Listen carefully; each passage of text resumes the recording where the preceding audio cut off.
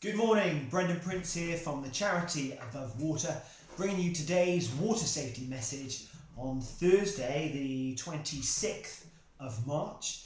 Today we will be talking about cold water shock, and I'll be using the whole of my family to help demonstrate that.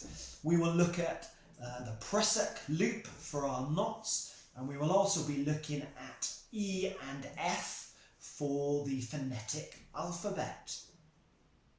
Today's water safety message is cold water shock. So, we're all used to what it's like when cold water hits the back of your neck, when you get into cold water, when you first get into the swimming pool, when you first get into the sea. That cold hits your body and it's a shock. It takes your breath away for a split second. So that is cold water shock. Unfortunately, cold water shock contributes to many drownings every year. In 2018, over 100 runners drowned. And we think that most of the reasons why those runners drowned was to do with cold water shock. Warm bodies going for a run, for whatever reason they fell in, slipped, got into cold water, and that cold water on that warm body has a massive impact. What causes cold water shock?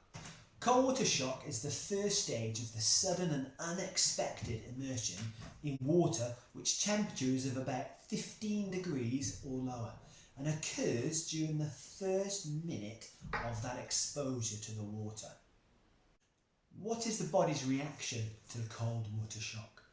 Well, the reaction of the body could be muscular spasms, hyperventilation. It can cause high pulse, high blood pressure. That sudden immersion into cold water can cause cardiac arrest. It also causes an involuntary gasp reflex, which causes whoever it is that's fallen into the water to gasp and potentially swallow any water. That impact, that shock, also stops the ability to call for help. And the cold basically renders all the muscles paralysed. Now, cold water shock can last 20 seconds for somebody. It could last a minute for somebody.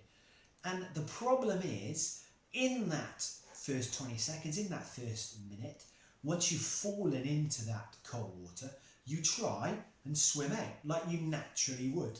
But because your arms and legs don't work the way you would want them to, you then panic. And that panic then leads you to drown. So, we are trying to teach you that if you fall into cold water, we don't panic. We are trying to teach you that you actually embrace that shock by lying on your back. It may take 20 seconds, it may take a minute for that shock, that gasping to actually subside. But the whole time that that's happening, you're lying safely on your back. You're not trying to swim, you're not trying to get out. Once the shock has passed, your breathing will start to go back to normal. And that's the moment then that you will either be able to call for help or try and get out yourself. Okay, so to demonstrate, I've got these two lovely ladies, i.e. Helen, my wife, and my daughter Kitty, to demonstrate the effects of cold water, but also demonstrate the effects of warm water, because there is a big difference to the body. So, first of all, we're going to get some nice warm water, and I'm just going to pour a little bit on that really sensitive part at the back of the neck, and we're just going to see how Kitty reacts. Not really a problem. Let's see how Helen reacts. Not really a problem. Not really. And let's face it, if you were jumping in, getting into the Mediterranean, really warm water, it's not a problem. So cold water is anything under 15 degrees. This is probably what our rivers are right now, which is about 4 degrees. So let's see the reaction this time. Firstly, with Helen.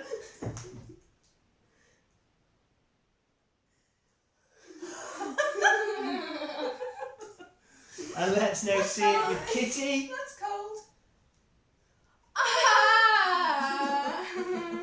that's just a little bit of water on the back of the neck. Imagine if you fell into cold water where you couldn't put your feet down. That reaction of bringing in the arms, that reaction of the mouth opening, gasping for breath in water will potentially lead to drowning. If you fall into cold water, the secret is not to panic. And without even thinking, get straight into the floating on your back position. You may need to practice that. It's a skill. Practice it at home. Practice it when you go to the swimming pool, just lying flat on your back, just like my family are demonstrating now.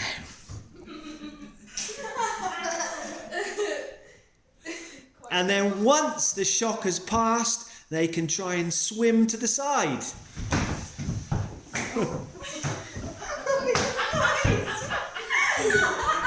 Some interesting swimming technique there.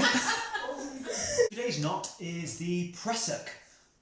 So the Prusik is in fact a slide and grip knot invented by Dr. Karl Prusik, originally in the First World War to mend.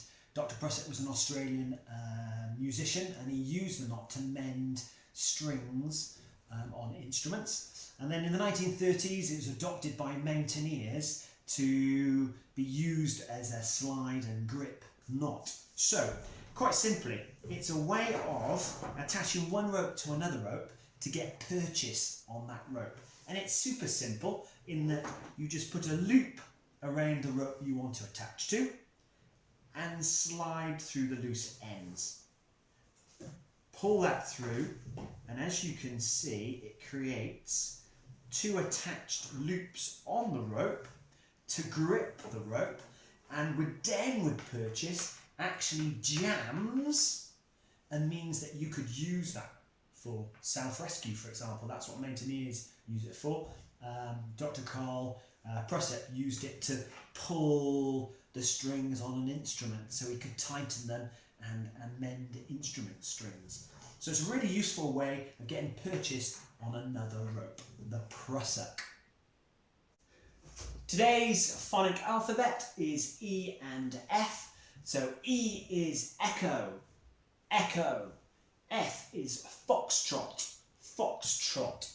So if we were to say in communication on the radio or on a telephone, 21 EF, that's 21 echo foxtrot. So E and F now means that we've learnt 6. So we've got 6 letters, A, B, C, D, E, F. So we put them in random order. We say A, alpha, F, foxtrot, D, delta, E, echo, B, bravo, C, Charlie. Think of some letters, start to test yourself randomly, learn those 6. We've got 2 tomorrow. Question time for tomorrow. What makes waves? This something, when it happens over water, makes waves. The longer it can happen for, the bigger the waves are. But what is it that makes waves?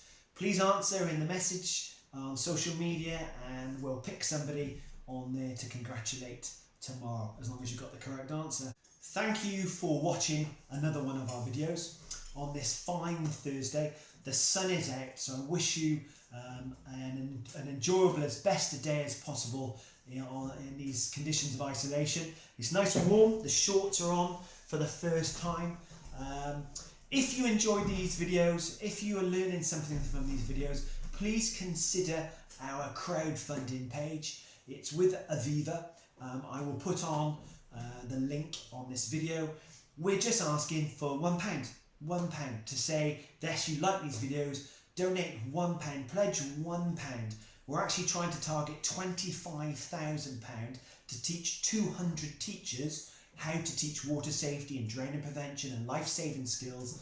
Those 200 teachers hopefully then will teach the children in their classes, their schools, which could be a potential of another 200,000 children who become water safe, water educated. So if you can help, we're only asking for £1. That would be awesome.